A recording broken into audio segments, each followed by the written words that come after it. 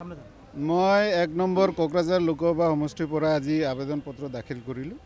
তো আশা কৰিছোঁ হাইকমাণ্ডে মোৰ আবেদনটো গুৰুত্ব সহকাৰে ল'ব, কিয়নো কোকৰাঝাৰ লোকসভা সমষ্টি আমাৰ এনেকুৱাই সমষ্টি য'ত নেকি আমি বিগত সময়বোৰত বহুতো অভাৱ অভিযোগ আৰু বহুতো সমস্যাৰে জৰ্জৰিত হৈ কিনে আমি আজিলৈ পাৰ হৈ আহিছোঁ।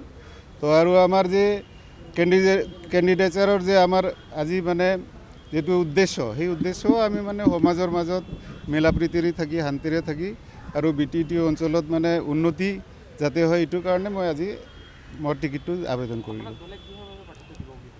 মোৰ দলে আমি লয়েল ওয়াৰ্কাৰ ১ নম্বৰ কথাতে, আৰু বহু দিনৰ পৰা কংগ্ৰেছত আমি কাম কৰি আছোঁ আৰু যিমান আমাৰ কোকৰাঝাৰ লোকসভা সমষ্টিত পাৰ্টি ওয়াৰ্কাৰ আছে ইহঁতে সবে মোৰ ওপৰত বিশ্বাস কৰে, তেখেতসকলে মোৰ কামক পচন্দ কৰে।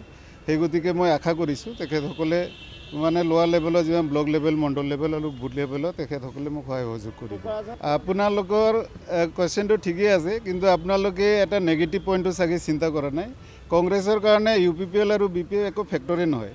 আপোনালোকে ধৰিব পাৰিছে না নাই, UPPLতো মই জানামতে এটা হায়াৰ কেণ্ডিডেটহে তেখেতসকলে প্লেচ কৰিব এইবাৰ, আৰু BPFৰ পৰা যাক দিব বিচাৰিছে সিটো মানে কেলেংকাৰী জৰ্জৰিত পাব্লিক, সেই অঞ্চলৰ পাব্লিক, কোকৰাঝাৰ লোকসভাৰ পাব্লিকসকল চবেই গম পায়। সেইটো মই শুনামতে UPPLৰ পৰা হায়াৰ কৰি আছে চন্দন ব্ৰবক, যোনে নেকি BPFৰ মানুহ আছিলে, অহাকালি বোলে UPPLত জইন কৰিব, সেইটো মই শুনা পাইছোঁ। আৰু BPFৰ পৰা মই শুনামতে খাম্পা বৰগোহাঞিক দিব বুলি শুনা পাইছোঁ আৰু কি। তো এইবোৰ আমাৰ কাৰণে একো ফেক্টৰ নহয়। আমি যোৱা 2003ত যেতিয়া নেকি BTC একৰ্ডটো হৈছিলে, সেই তেতিয়াৰ পৰা যেতিয়া নেকি আমাৰ তৰুণ গগৈ ছাৰ মুখ্যমন্ত্ৰী হিচাপে আছিলে, আমি হাগ্ৰামা মহিলাৰীক সেই জংঘলত থাকি আন্দোলন কৰাৰ কাৰণে এবাৰ সুযোগ দিছিলোঁ।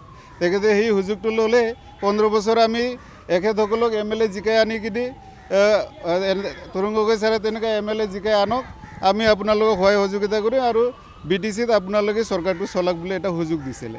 তো এই সুযোগটো এইবাৰ আমি নিদিওঁ, এই সুযোগ আমি নিজেই ল'ম এইবাৰ। আৰু এটা কথা আছে, যোৱাবাৰ যেনিবা হীৰা চৰণীয়াই মানে বড় ৰাজনীতি কৰি কিনে 10 বছৰ তেখেতে MP হিচাপে মানে কি বুলি কয় এইটো মানে চেণ্টিমেণ্টত তেখেতে জিকি গ'ল, কিন্তু এইবাৰ এই চেণ্টিমেণ্টটো আমাৰ কোকৰাঝাৰৰ ৰাইজৰ মাজত নাই।